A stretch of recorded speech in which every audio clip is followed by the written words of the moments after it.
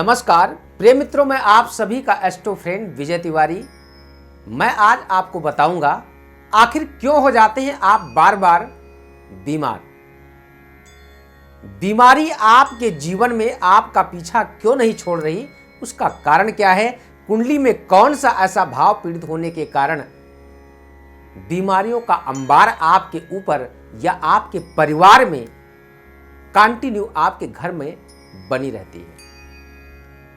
मैं आज आपको बताऊंगा इस वीडियो के माध्यम से, और इस कार्यक्रम में लास्ट में मैं आपको बताऊंगा कि बीमारियों को खत्म करने का संक्षिप्त में छोटा सा क्या ऐसा उपाय करें जिसके द्वारा आपके परिवार में जो कंटिन्यू बीमारियां बनी रहती हैं उस बीमारियों से आपको निजात प्राप्त हो सकता है। लेकिन उससे पहले मैं आपसे कहूंगा कि अगर अभी तक आपने हमारे इस चैनल को सब्सक्राइब नहीं किया तो प्लीज आप सब सब्सक्राइब करें, लाइक करें और शेयर करें। एक छोटा सा उपाय हो सकता है, आपके लिए जरूरी ना हो, लेकिन आपका कोई और व्यक्ति हो, आपका कोई और शुभचिंतक हो, कोई आपका इष्ट हो या मित्र हो, उसके लिए वो उपाय बहुत जरूरी हो।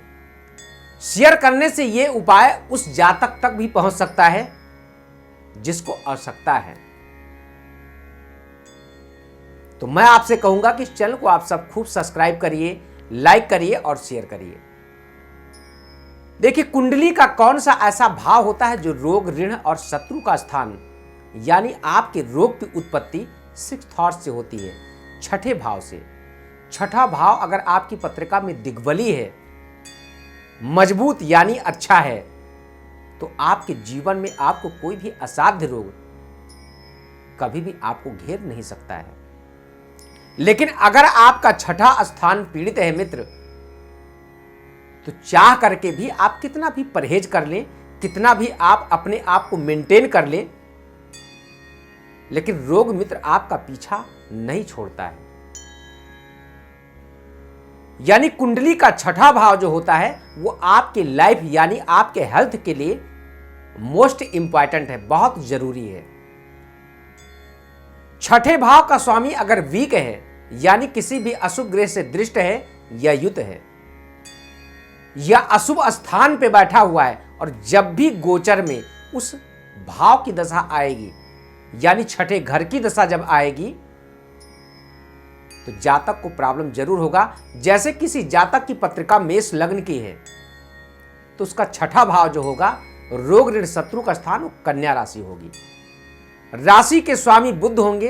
अब बुध की दशा जब भी उस जातक की पत्रिका में प्रारंभ होगी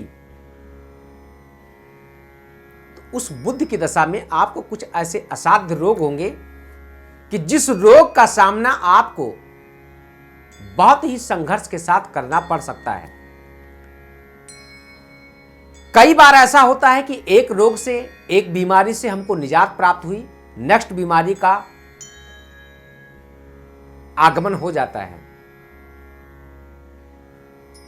कई ऐसे असाध्य रोग हैं जैसे हार्ट है, डायबिटीज है, या ब्रेन से संबंधित आपको प्रॉब्लम है, या आपको इस्नोफिलिया होती है, बार बार आपको पीलिया हो जाती है।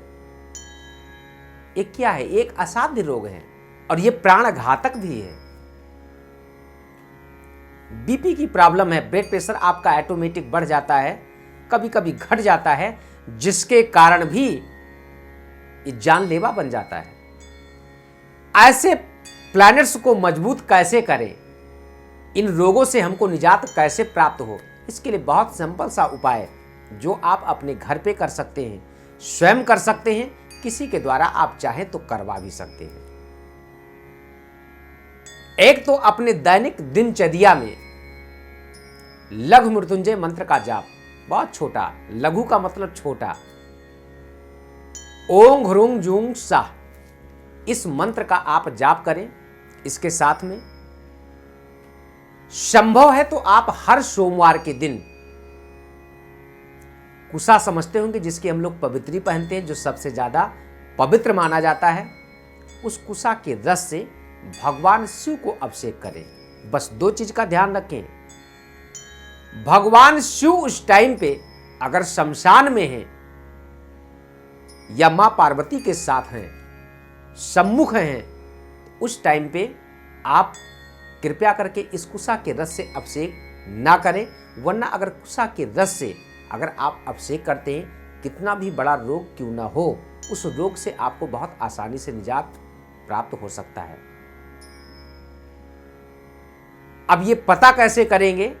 हर एक पंचांग में लिखा रहता है कि भगवान शिव किस डेट में कहां पे होंगे, कौन सी तिथि को कहां रहते हैं, कब संसान में रहते हैं, कब मां पार्वती के साथ कटीरा में रहते हैं, कब मां गौरी के साथ में उनके सानिध्य में रहते हैं, कब कैलाश पे रहते हैं, और उसका सबका फल क्या क्या है। इसके अकॉर्डिंग अगर आप इस अभिषेक को करते तो इससे आपको लाभ मिलता है। आप ये भी नहीं कर सकते तो कुछ नहीं। जिस नक्षत्र और जिस चरण में आपका जन्म हुआ, मान लीजिए किसी जातक का स्वास्थ्य कंटिन्यू खराब रहता और ज्येष्ठा नक्षत्र में आपका जन्म हुआ है, चौथे चरण में, तो ज्येष्ठा नक्षत्र का स्वामी यानी जब उसकी दशा आए तो उस दशा में आप तुला दान करें, शतनाजा का तुला दान करें, अन्न का तुला दान करें, वस्त्र का तुला दान करें, फल का तुला दान करें। इस तुला दान के द्वारा भी आपको रोग से बहुत आसानी से निजात प्राप्त हो सकता है। उपाय बहुत सारे हैं, बस उन उपायों को अपने जीवन में सुनने से कुछ नहीं, उनका अनुसरण करने से होगा, उस रास्ते पे चलने से होगा। आप ये सोचे कि विजय प्रकाश तिवारी से ऐसे बात हो जाए, नहीं बात हो सकती। जब आप नंबर डायल करेंगे, आप फोन मिलाएंगे, आपका फोन पिक होगा, तब आपकी मेरी बात होगी।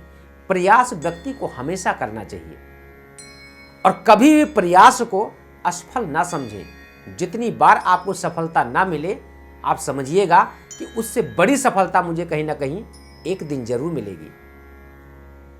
बस निरंतर प्रयासरत रहें। इस उपायों के द्वारा आप अपने जीवन में आप लाभ प्राप्त कर सकते हैं। स्वास्थ्य अगर आपका कंटिन्यू खराब रहता है तो अपनी पत्रिका का एक बार संपूर्ण विश्लेषण आप जरूर प्राप्त करें। क्या आपकी पत्रिका में कहीं प्रेजेंट टाइम में ऐसी दशा तो नहीं चल रही जो मृत्यु तुल्य कष्ट योग की दशा बना रहा है? क्योंकि जब भी जातक की पत्रिका में द्वितीय भाव, सप्तम या द्वादश की दशा आती है तो मृत्यु तुल्य कष्ट योग की दशा बन जाती है, और उस टाइम आपने देखा होगा कि धन भी जाता है व्यक्ति का और मित्र धर्म भी चला जाता है। यानी पैसा भी आपका जा रहा और आपके परिवार में आपके बच्चे का, आपके संतान का या आपका स्वास्थ्य में रिलीफ भी नहीं मिलता। और एक बार आपको जरूर यह कहना पड़ता है कि इससे अच्छा तो अब ना ही रहे, क्योंकि आपको शारीरिक जो भोगना है, जो वेदना है ना, उससे आपको निजात नहीं मिल रहा है। तो आपकी पत्रिका में अगर मार्केश की दशा है तो उस टाइम पे यानी द्वितीय और सप्तम या द्वादश की यानी डबल मार्केश की दशा चल रही, तो आप ये समझिएगा कि समय आपका बहुत ही ज्यादा खराब है। हम उस टाइम पे लघु मृत्युंजय करें या महामृत्युंजय करें, उसके द्वारा हमारे जीवन में बहुत अच्छा लाभ हमको प्राप्त हो सकता है। विशेष जानने के लिए, विशेष मुझसे बात करने के लिए, अपनी पत्रिका पे विश्लेषण के लिए आप सब मुझे कॉल कर सकते हैं। जो स्क्रीन पे नंबर दिया जा रहा, इस नंबर के माध्यम से आप सब मुझसे जुड़ सकते हैं। तो आज के लिए इस कार्यक्रम के लिए सिर्फ इतना ही, लेकिन मैं आपसे फिर पुनः कहूंगा कि अभी तक आपने हमारे चैनल को सब्सक्राइब नहीं किया, सब्सक्राइब करिए, लाइक करिए, जिससे नए नए विषय पे मैं जो चर्चा करता हूं वो सब आप तक आसानी से पहुंच सके। इस वीडियो में सिर्फ आज इतना ही। आगे मैं फिर आपसे मुलाकात करूंगा। तब तक के लिए नमस्कार। जय श्री सीताराम।